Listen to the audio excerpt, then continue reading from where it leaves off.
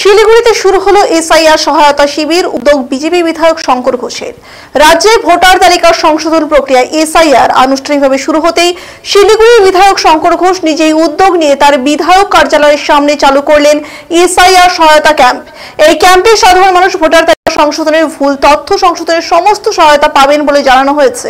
বিধায়ক শঙ্কর ঘোষের দাবি, অনেক মানুষ প্রক্রিয়াটি ঠিকভাবে বোঝেন না অথবা অনলাইন পদ্ধতিতে সমস্যায় পড়েন, তাই তাদের সুবিধার্থে এই সহায়তা শিবির করা হয়েছে। প্রতিদিন নির্দিষ্ট সময়ে বিশেষ প্রশিক্ষিত স্বেচ্ছাসেবকরা এখানে থেকে নাগরিকদের পুরো প্রক্রিয়া সহায়তা করবে।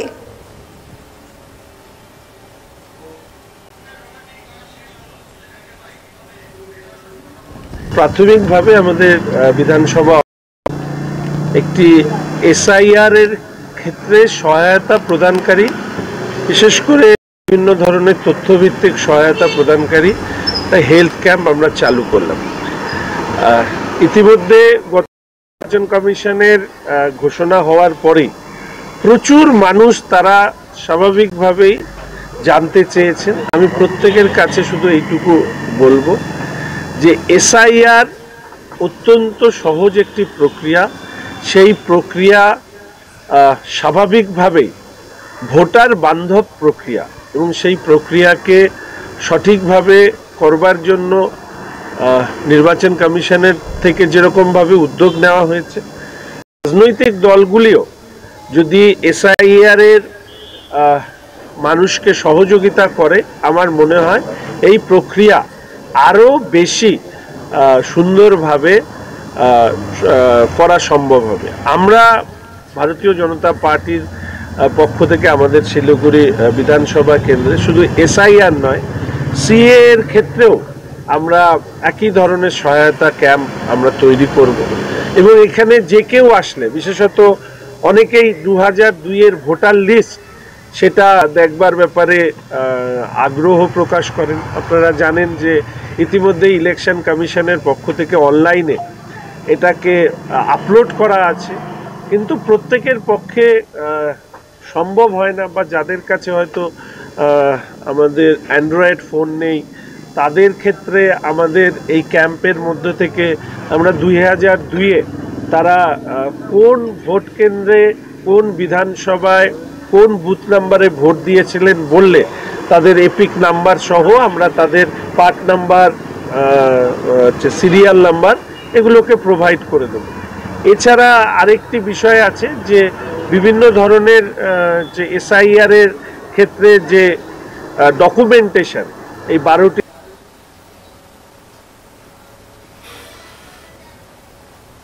সংযোজন, এই যে প্রক্রিয়া, সেই প্রক্রিয়াতে সঠিকভাবে হয় তার একটা প্রচেষ্টা আমরা নিয়েছি।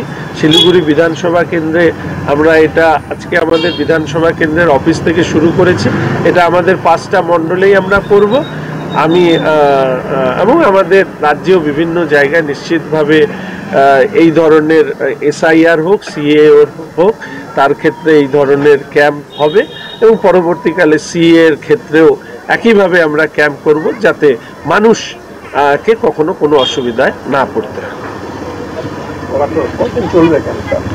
ক্যাম্পটা আমরা যতদিন এসআইআর চলবে ততদিন আমরা ক্যাম্প চালাবো। আমরা মূলত সকালে এবং সন্ধ্যায় এই ক্যাম্পটা আমাদের এই অফিসে চলবে, আর বাদবাকি যে মন্ডল ক্যাম্পগুলো হবে সেগুলো আমরা একইভাবে চালানোর চেষ্টা করব। মানুষের মনে একটা ভয় আছে যে এই দেশেই জন্মেছে কিন্তু জন্ম সার্টিফিকেট নেই, সেক্ষেত্রে একটা বিভ্রান্ত বা ভয় ছড়াচ্ছে। না, এখানে শুধুমাত্র জন্ম শংসাপত্র তো বিষয় নেই, এখানে আরো অন্যান্য কথা বলা আছে। মনে রাখবেন যে এসআইআর এর ক্ষেত্রে বিভিন্ন অপশন দেওয়া আছে এবং সর্বশেষ হিয়ারিং এরও অপশন আছে। আপনি যদি সঠিক তথ্য বা সঠিক শংসাপত্র আপনি বুথ লেভেল অফিসারের কাছে না দিতে পারলেও তাদের ক্ষেত্রেও কিন্তু একটা নির্দিষ্ট সময় দেওয়া আছে, সেই সময়ের মধ্যে গিয়ে কিন্তু তারা হিয়ারিংয়ে উপস্থিত হয়ে তাদের নিজস্ব তথ্যগুলো জমা দিতে পারেন। এখানে আপনি যদি দেখেন তাহলে দেখবেন যে বিভিন্ন ধরনের ডকুমেন্টেশন, পেনশন, জন্ম প্রমাণপত্র, পাসপোর্ট, স্কুলের শংসাপত্র, স্থায়ী বাসিন্দা শংসাপত্র, কাস্ট সার্টিফিকেট সহ বিভিন্ন অপশন আছে। ফলে কোনো না কোনো অপশন নিশ্চিতভাবে যাদের আমাদের ভোটার লিস্টে 18 বছর বয়স তারপরে নাম ওঠে, ফলে এই ডকুমেন্টেশনের কোনো না কোনো ডকুমেন্টস তার কাছে থাকবে বলে আমরা আশা করি।